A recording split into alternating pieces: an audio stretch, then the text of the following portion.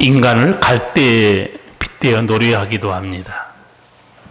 혹시 여러분 베르디 오페라, 그러니까 누군가 모르는 사람 많을 거지만 그 노래 중에 여자의 마음이라는 노래가 있습니다. 바람에 날리는 갈대와 같이 항상 변하는 여자의 마음, 눈물을 흘리며 방그르는 얼굴로 남자를 속이는 여자의 마음, 바람에 날리는 갈대와 같이 여자의 마음 변합니다. 변합니다.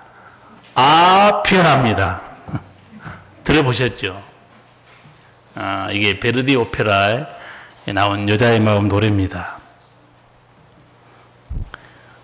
남자들 눈물을 많이 흘리는 변심하는 여자의 마음을 노래한 건데 오페라뿐만 아닙니다. 우리나라도 이런 노래 있어요. 제가 좋아하는 갈대의 순정. 사나이 우는 마음을 그 누가 알아야 바람에 흔들리는 갈대의 순정. 사나이의 마음에 눈물을 많이 뺀 것 같아요. 저는 노래를 소개했을 뿐입니다. 저한테 돌을 던지지 말기 바랍니다. 그런가 하면 인간을 생각하는 갈대다. 그렇게 말한 철학자도 있습니다. 인간은 자연 가운데서 가장 약한 하나의 갈대에 불과하다. 그러나 그것은 생각하는 갈대다. 프랑스 파스칼이라는 사람인데 철학자요 수학자지만 대단히 신앙이 좋은 신학자였습니다.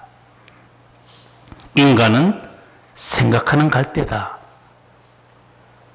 베르디 오페라의 여자의 마음과 전혀 다른 생각이죠. 갈대는 인간의 나약함을 말합니다. 그러나 생각한다는 것은 인간의 존귀함과 인간의 위대함을 말하고 있습니다. 그런데 오늘 말씀 20절에 보면 인간을 또 갈대라고 말합니다. 우리 20절만 같이 한번 읽겠습니다. 상한 갈대를 꺾지 아니하며 꺼져가는 심지를 끄지 아니하기를 심판하여 이길 때까지 하리니. 아멘. 성경은 인간을 그냥 갈대 그렇게 말하지 않습니다. 뭐라고 말합니까? 상한 갈대라는 거예요. 왜 인간은 상한 갈대일까요? 이 상한 갈대라는 것은 부서진 갈대를 말합니다. 상처 입고 죽어가는 갈대를 말하는 거예요. 썩어가는 갈대를 말합니다.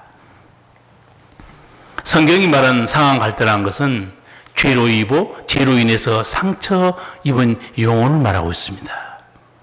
흙으로 돌아갈 수밖에 없는 죄인을 말하고 있어요. 쉽게 부서지는 질그릇 같은 인생을 말합니다. 나는 인간을 성경에서 질그릇이라고 표현한 게 너무너무 맞는 것 같아요. 육체가 얼마나 약합니까? 조금만 부딪혀도 깨집니다. 마음은 더 약합니다. 말 한마디에 상처받고 잠을 이루지 못해요. 연약한 게 인간 존재입니다. 상한 갈대 어떤 존재인가? 거룩한 하나님의 형상을 잃어버리고 죄의 소원에 붙들려 있는 인간을 말합니다. 성경에서 이렇게 말하고 있는데 이런 인간의 눈물 흘리는 모습 그걸 갈대라고 잘 그려낸 신경림 시인이 있어요. 갈대라는 시인데 저도 읽어보니까 가슴이 뭉클해요. 언제부터인가 갈대는 속으로 조용히 울고 있었다. 그런 어느 밤이었을 것이다. 갈대는 그의 온몸이 흔들리고 있는 것을 알았다. 바람도 달빛도 아닌 것. 갈대는 저를 흔드는 것이 제 조용한 울음인 것을 까맣게 몰랐다. 산다는 것은 속으로 이렇게 조용히 울고 있는 것이라는 것을 그는 몰랐다. 산다는 것이란 속으로 조용히 울고 있는 것. 인간을 이 갈대로 신기영님 시인이 너무 잘 그려내고 있어요. 왜 속으로 조용히 울고 있을까요? 세파에 시달린 걸까요? 다 죄로 상한 갈대이기 때문에 그렇습니다. 갈대는 상처가 많습니다. 괴로움이 많아요. 눈물이 많습니다. 옆에 성도 잠깐만 쳐다보세요. 오래 보면 안 돼요. 속으로 눈물 흘리고 있는 거 보이시죠? 마스크 써서 천만다행이에요. 알고 보면 인간이란 참 불쌍한 존재입니다. 오늘 성경은 인간을 또 꺼져가는 심지 그렇게 말해요. 꺼져가는 심지는 원래 이 문장을 보면 이렇게 되어 있습니다. 이미 꺼져버린 심지 이렇게 되어 있습니다. 이미 꺼졌어요.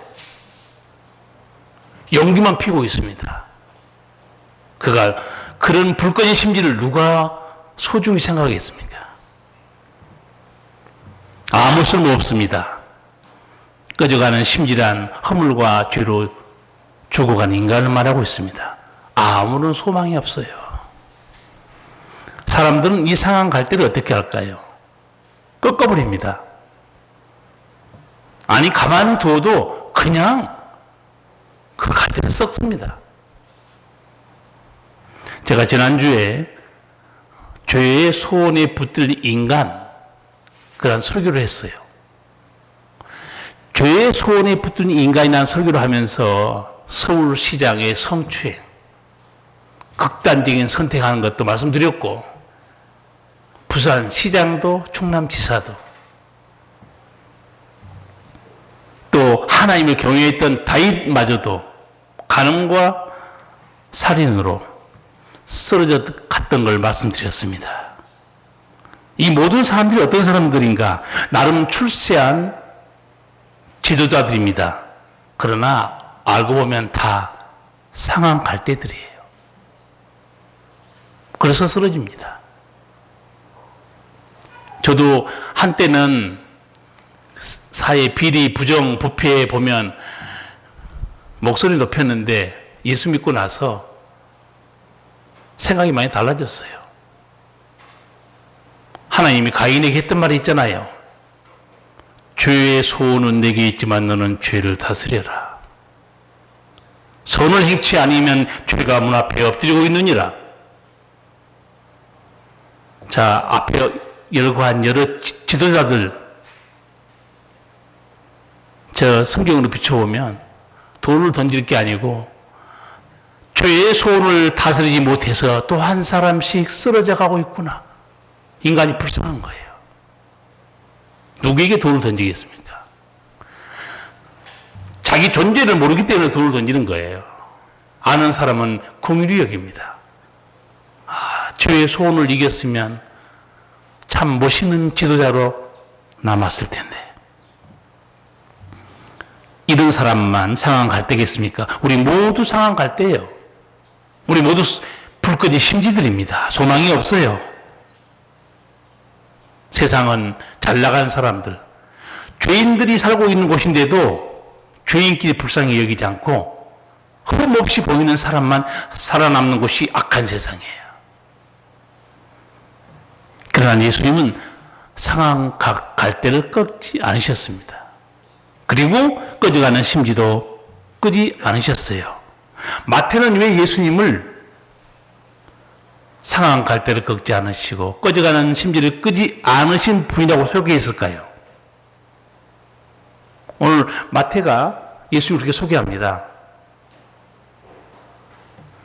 이유가 다 있어요. 앞에 마태복음 12장 10절 이하에 보면 회당에서 한편 손이 오그라진 불쌍한 장애자를 치유하는 장면이 나옵니다. 마태가 다 보고 있습니다. 저렇게 버림받고 쓸모없는 인간도 주님은 치유해 주시는구나. 10절 이하에 보면 이렇습니다. 한편 손 마른 사람이 있는지라 사람들이 예수를 송사하려 하여므로 가로되 안식일에 병 고치는 것이 옳으니까. 예수께서 가라사대 너희 중에 어느 사람이 양 한 마리가 있어 안식일에 구덩이에 빠졌으면 붙잡아내지 않겠느냐. 사람이 양보다 얼마나 더 귀하냐. 그러므로 안식일에 성을 행하는 것이 옳으니라 하시고 이에 그 사람에게 이르시되 손을 내밀라 하시니 저가 내밀매 다른 손과 같이 회복되어 성하더라. 예수님께서 안식일 회당에 들어갔어요. 마침 거기에 한편 손 마른 사람, 쉽게 말하면 손이 오그라진 장애자입니다. 근데 그 장애자가 자기 손을 내놓고 다니겠어요? 항상 주머니에 놓고 다녔겠죠. 제가 성경을 읽으면서 성경 기록자들이 기록 안 했을 수도 있지만 회당에서 성전에서 대제사장의 장로가 귀신을 쫓아내거나 병을 치료했다는 기록을 읽어본 적이 없습니다. 마가복음 1장 보시면 예수님이 성전에 들어갔는데 거기 마침 그 회당에 들어갔을 때 귀신 들린 사람도 같이 앉아 계셨어요. 어느 회당장도 유대인들도 누가 귀신 들려서 고통받는 거 전혀 모르고 있었습니다. 그러나 예수님이 들어간 순간 그 귀신 들린 사람은 소리를 지릅니다. 아, 나사렛 예수여, 나와 당신이 무슨 상관이 있나이까? 우리말 성경에는 아주 부드럽게 번역되어 있어요. 아, 나사렛 예수여. 근데 아자가요, 그 단어가 헬라어로 비명소리입니다. 아! 이렇게 소리 지르는 겁니다. 번역이 그렇게 돼 있어 그렇지. 예수님 그 순간에 귀신이 발악합니다. 무서워서. 대제사장, 장로, 바리새인들이 있었으나 귀신 들린 사람이 있는지도 모르고 치유할 능력도 없습니다. 예수님만이 치유자예요. 그 예수님이 회당에 들어갔을 때 마침 지금 한편 손 마른 사람이 있었잖아요. 벌써 유대인들이 또 틀림없이 저 예수가 오늘 안식일인데 분명히 병 고칠 것이다 생각하고 질문한 거예요. 예수를 송사하려 하여 물어 가로되 안식일에 병 고치는 것이 옳으니까 물어요. 유대인들은 율법주의자이죠. 예수님 병 고치는 게 옳습니까? 실제 문장은 이렇게 되어 있어요. 예수님 병 고치는 것이 율법적입니까? 그렇게 묻는 거예요. 율법적이지 않죠. 안식일에 아무 일도 하지 말라 했으니까. 예수님께서 안식일에 병 고치는 것이 옳으니라 한 것은 그게 율법적이다 그런 얘기예요. 그럼 뭐 이게 충돌한 거 아니에요? 안식일에 아무것도 하지 말라고 그랬는데. 성경이 주신 율법 정신을 유일하게 해석해 줄 수 있는 분은 예수님밖에 없습니다. 예수님이 안식일에 대해서 이렇게 말한 적이 있죠. 사람이 안식일 위해 있느냐? 안식일이 일이 사람을 위해 있느냐? 성경을 해석할 수 있는 분은 오직 예수님밖에 없어요. 유대인들도 사실 율법에 매여서 그 깊은 뜻을 몰랐던 거예요. 예수님이 안식일에 병 고치는 것 때문에 또 한 번 난리를 피운 사건이 요한복음 5장에 있습니다. 38년 된 병자 고친 이후에 한번 논쟁하죠. 그때 예수님이 너무너무 놀라운 말씀하십니다. 왜 안식일에 일하시는 거예요? 병 고치는 거예요. 율법을 지키지 않고. 내 아버지께서 지금까지 일하시니 나도 일한다. 말귀를 알아들을까요? 내 아버지께서 지금까지 일하고 계시다는 거예요. 왜? 누구를 위해 일한 겁니까? 자녀들, 병든 자, 귀신 들린 사람, 죄에 붙들린 영혼들, 아버지가 쉴 수 없다는 거예요. 자녀이기 때문에 고쳐야 되잖아요. 아버지께서 쉬지 못하고 일하고 있는데 내가 어떻게 쉬겠냐 이게요.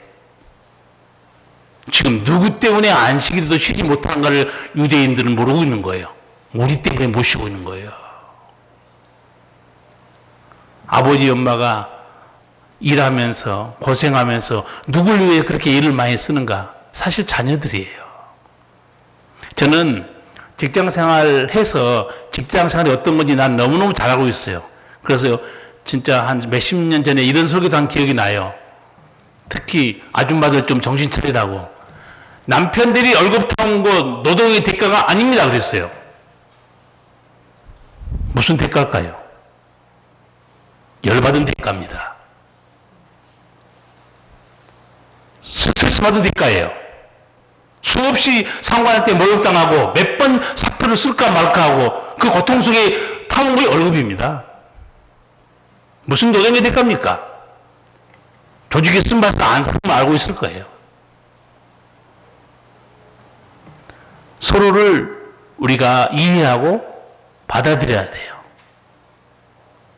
예수님은 이런 질문을 받았음에도 불구하고 이렇게 질문해요. 양 한 마리가 우물에 빠졌다. 안식일에 구덩이에서 꺼내지 않겠냐? 주인이 양을 사랑해서 꺼낼까요? 왜 꺼낼까요?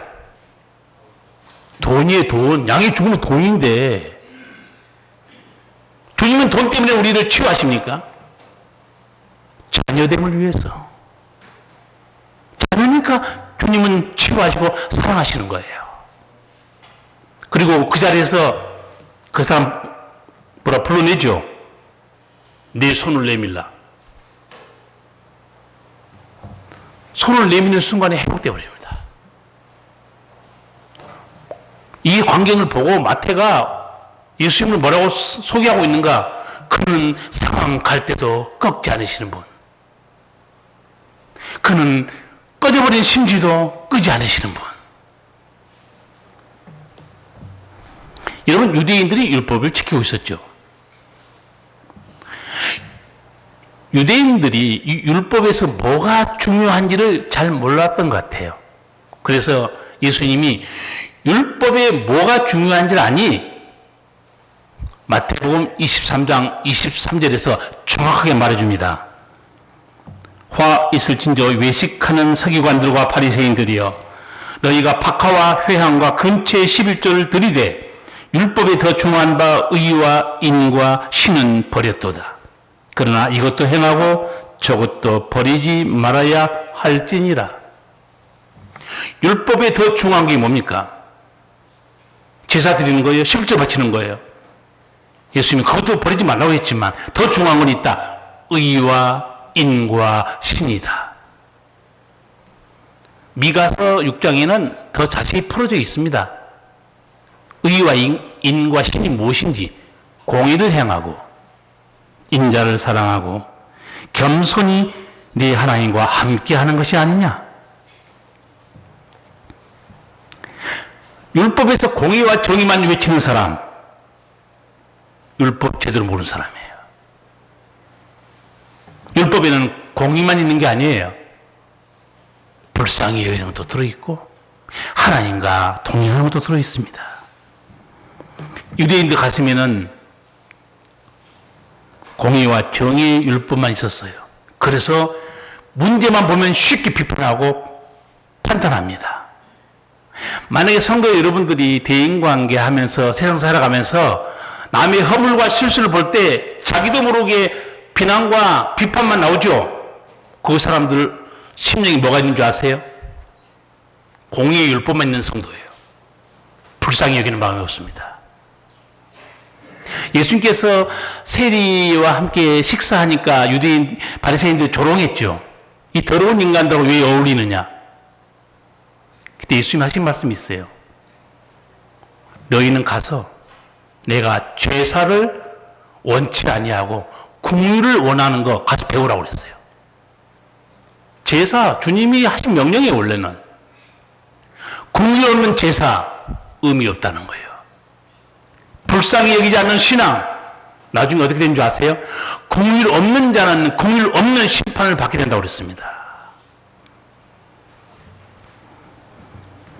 성도 신앙생활 열심히 하는 사람들, 잘못하면 종교적 의의가 남은 사람들, 남보다 내가 신앙생활 잘한다고 생각하는 사람들, 잘못하면 그 마음에 율법에 공의만 남아있어요.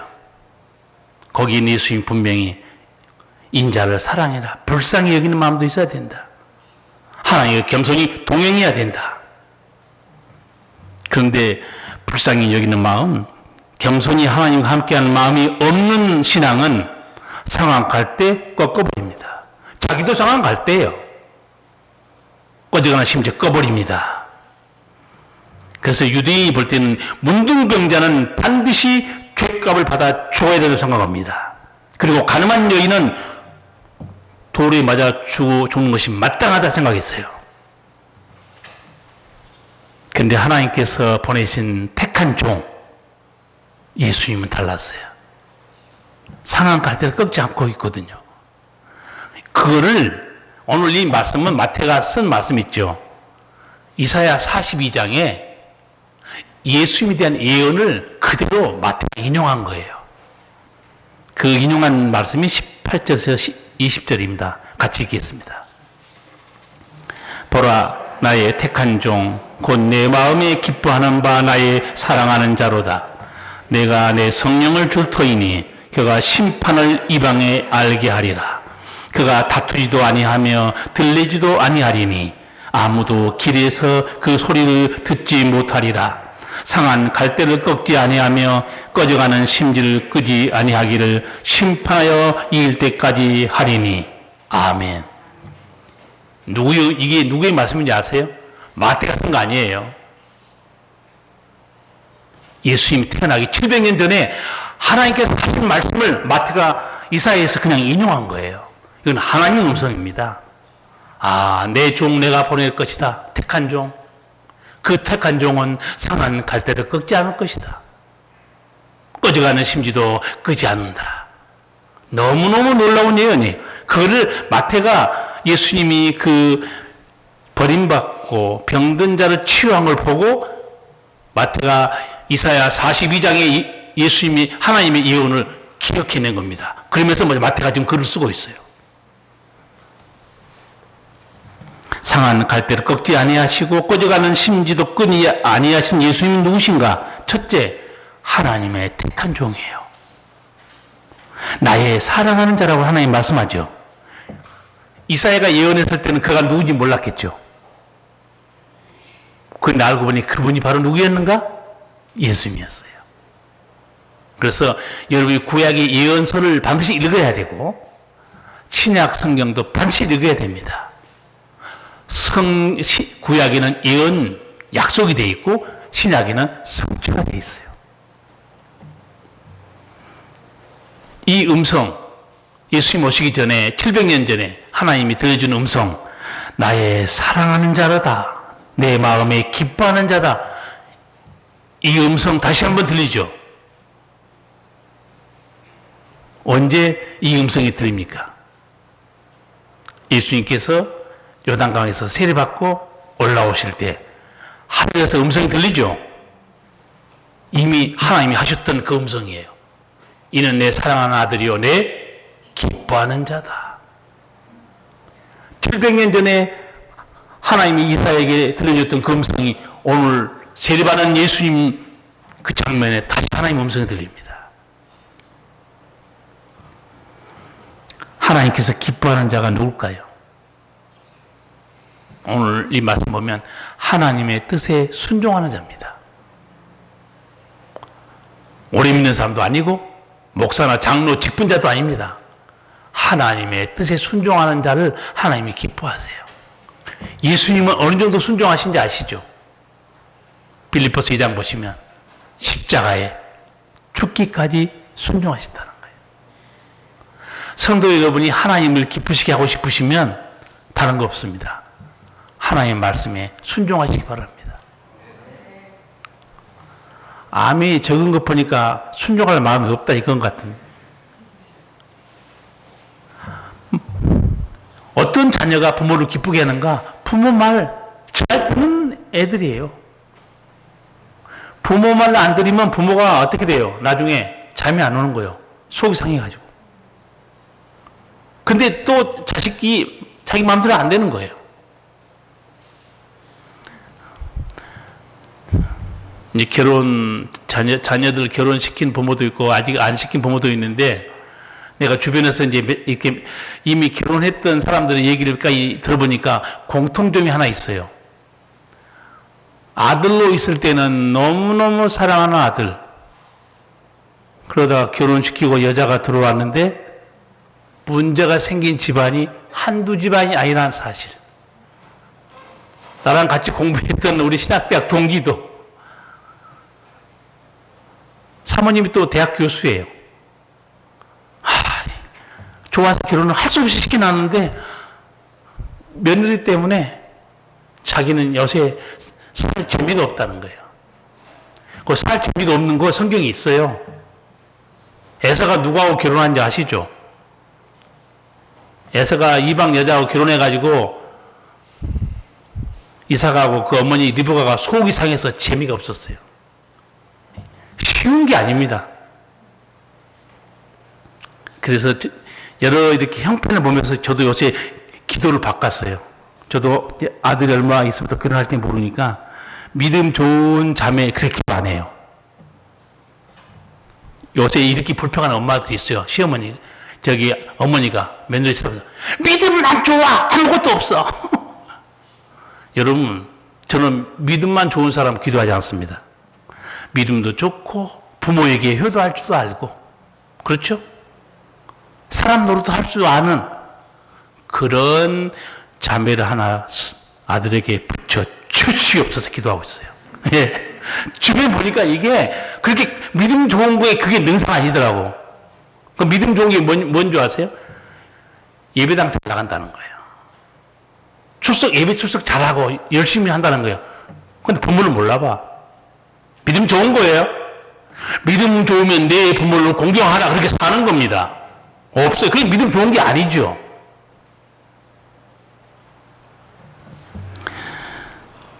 우리가 하나님 말씀을 들으면서 누가 하나님을 기뻐하는 자냐? 말씀에 순종하는 자예요.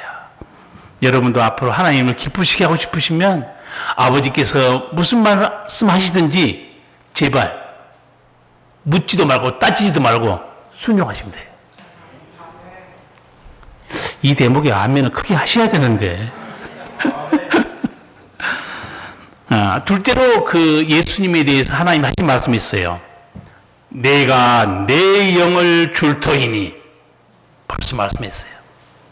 근데 예수님이 세례받을 때 성령이 하늘로부터 불구처럼 임합니다. 성령이 충만한 예수님, 상한 갈대 같은 죄인들을 꺾지 않으십니다. 꺼져가는 심지도 끄지 않으려고 치유하십니다. 왜 그런 줄 아세요? 성령은 살리는 영입니다.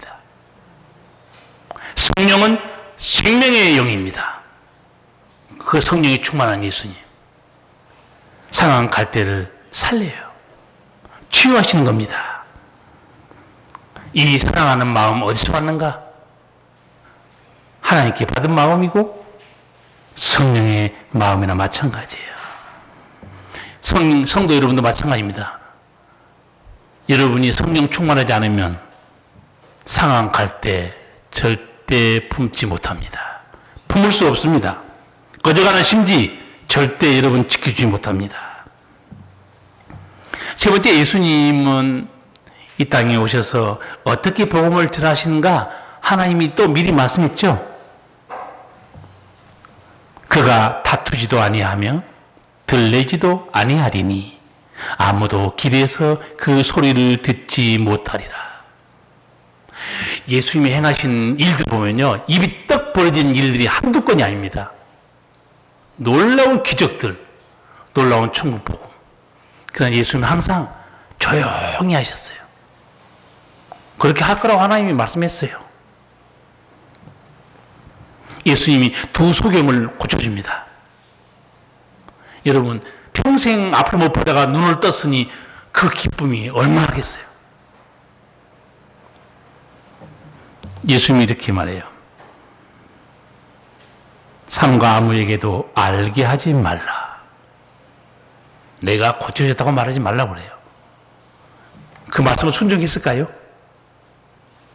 입이 근질근질해가지고 그 다음에 이렇게 나와요. 저희가 나가서 예수의 소문을 그 온 땅에 전파하느니라. 난리 난 거죠. 예수님은 조용히 했어요.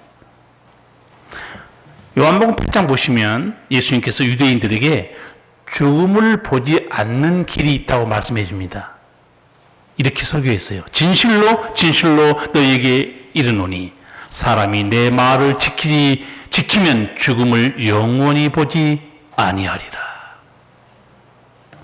야, 신비하지 않습니까? 어떻게 예수의 말씀을 지키면 영원히 죽음을 보지 않을까요? 그러면서 예수님에 대해서 물으니까 예수님이 나는 아브라함이 나기 전부터 내가 있었다고 말해요. 그때 유대인들이 귀신들로 미친놈이라고 돌 집어 던져서 죽이려고 그래요. 예수님은 창조자예요. 전능하신 하나님입니다. 그런데 다투지 않고 성전에서 숨어서 조용히 나가버려요. 그는 다투지도 않을 것이요. 소리치도 않을 거라는 거예요. 잠언 9장 17절 솔로몬이 이렇게 말합니다. 조용히 들리는 지혜의 말이 우매자의 어른의 호령보다 나으니라. 조용히 들리는 지혜자의 말. 예수님은 조용히 들리는 지혜자가 아닙니다. 조용히 들리는 하나님의 음성이에요. 듣는 사람은 살아나죠. 그러니까 사람들은 어떻게 합니까? 조그마한 일을 해놓고도 자랑하고 못 견딥니다. 입이 간지러워서. 난리를 쳐요. 허풍 떱니다. 예수님은 겸손하셨어요. 이미 하나님이 이렇게 말씀하신 거고, 예수님이 마지막 일주일을 이 세상에 보내시면서 예루살렘 성에 들어오시고 가르치고 했잖아요. 그때 예수님이 뭘 타고 들어오시는지 아시죠? 보통 장군들이 계산하면 뭘 타고 들어옵니까? 백마 타고 들어오죠. 예수님은 겸손하여 나귀 새끼를 타고 들어왔어요.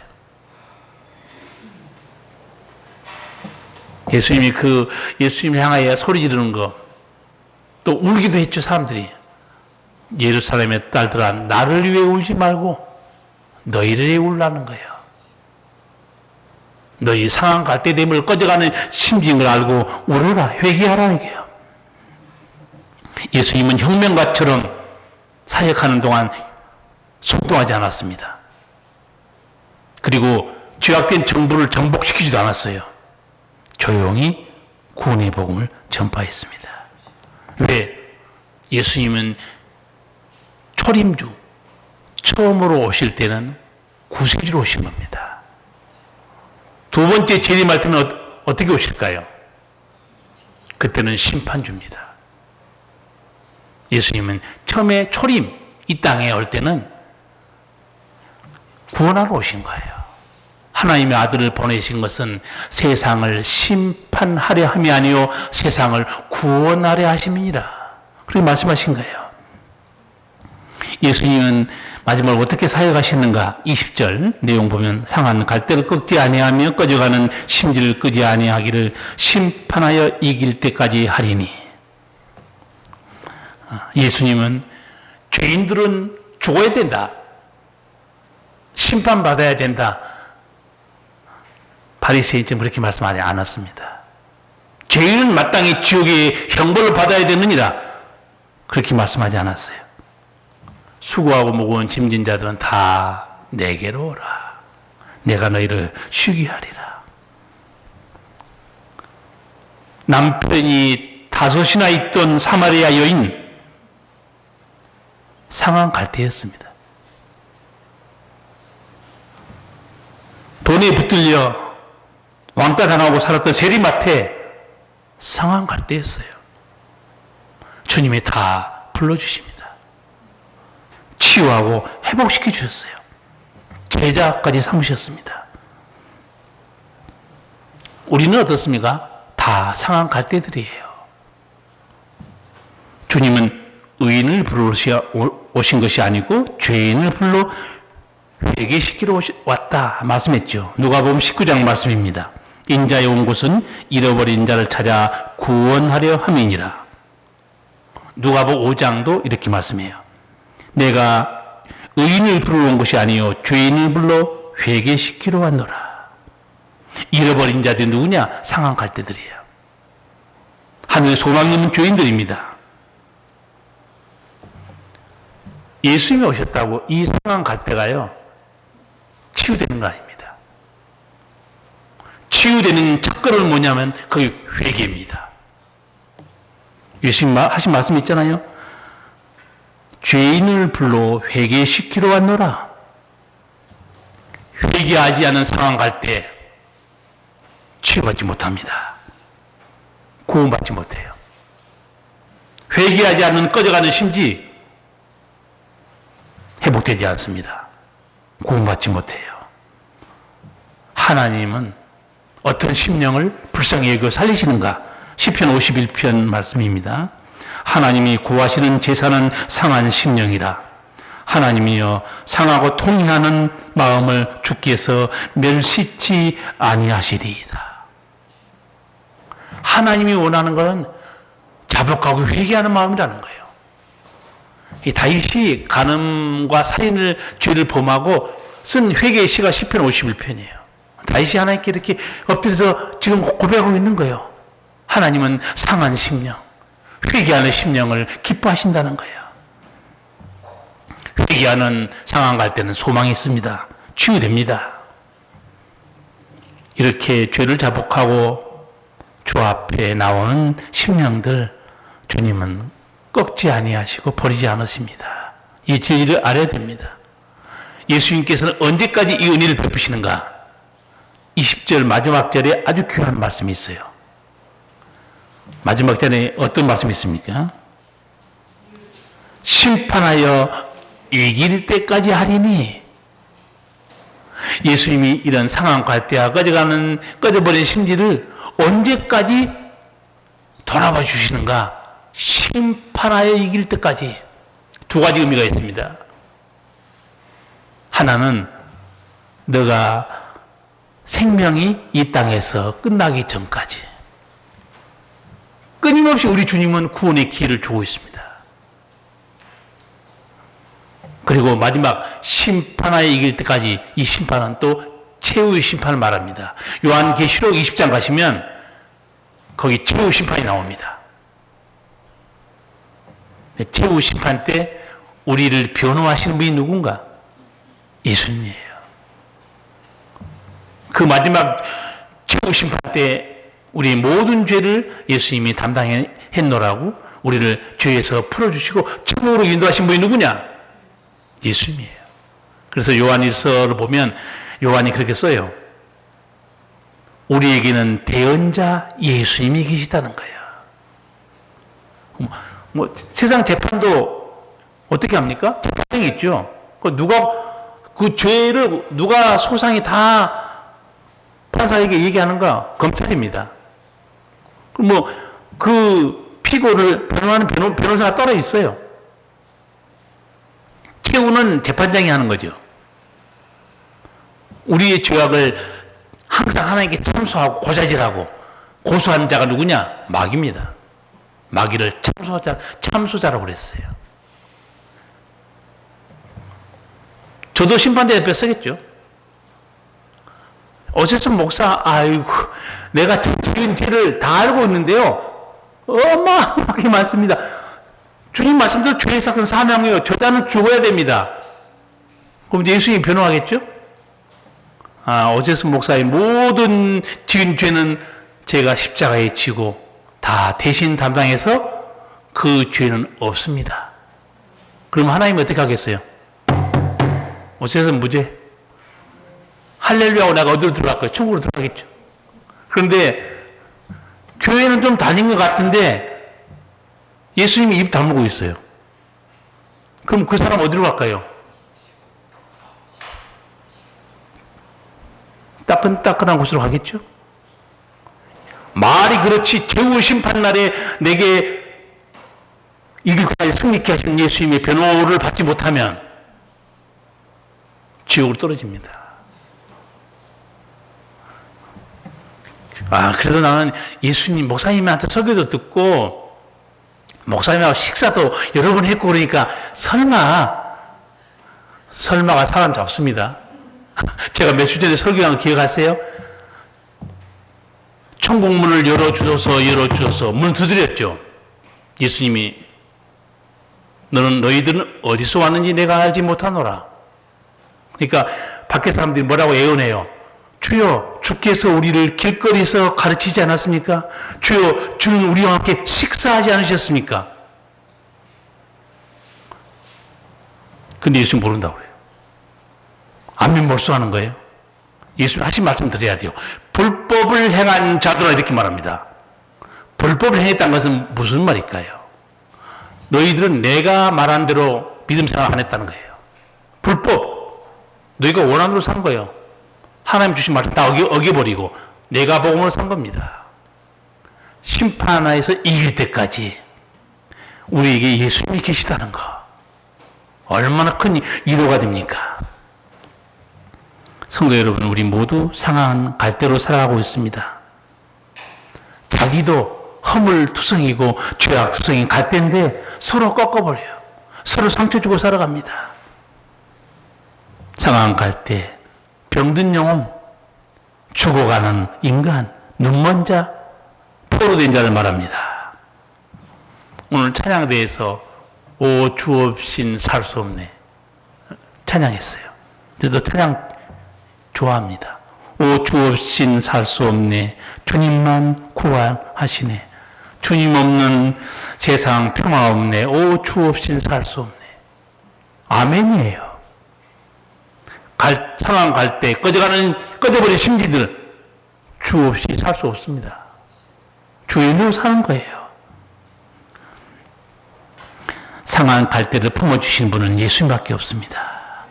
예수님은 죄를 회개하면 새로운 피조물로 사는 은혜도 우리에게 이미 마련해 놓으셨고, 내가 나에게 순종하면 하나님 나라 은총으로 사는 은혜도 다 예비해 놓으셨어요. 문제는 우리가 그렇게 사느냐, 그게 문제예요. 많은 성도들이 샤론의 꽃 예수 이 찬송가 좋아해요. 오늘 설교 끝나고 이 찬송 부를 거예요. 샤론의 꽃 예수, 나의 마음에 거룩하고 아름답게 피소서, 내 생명의 참사랑의 향기로 간데마다 풍겨나게 하소서. 예수 샤론의 꽃, 나의 마음에 사랑으로 피소서. 상한 갈대 같은 우리 마음에 샤론의 꽃 같은 예수님이 아름답게 피어나야 우리 영혼이 소생되는 거예요. 그리고 그 예수님이 내 안에 함께 계실 때 간데마다 예수님 향기를 풍겨낼 수 있습니다. 이게 은혜로 사는 길입니다. 기도하겠습니다. 살아계신 우리 주님, 주께서 오늘 또 우리를 부르시고 생명의 복음을 듣게 하시니 감사합니다. 사랑하신 아버지께서 죄와 사망으로 죽은 우리들, 상한 갈대 꺼져가는 심지와 같은 저희를 사랑하사 살리시고, 이제는 우리 주님이 우리 안에 계셔서 간데마다 예수님의 향기를 풍겨내기를 바라고 있습니다. 성도들이 성령의 능력으로 생명의 말씀으로 거룩하여지고 진리 가운데 행하며 하나님께 순종함으로 하나님의 기쁨이 되게 하여 주옵소서. 성도들이 하나님 때문에 행복해하고 예수님 때문에 행복해하고 성령 때문에 행복해하는 믿음 생활할 수 있도록 주님 붙들어 주시길 바라오며 예수님 이름으로 기도하옵나이다. 아멘.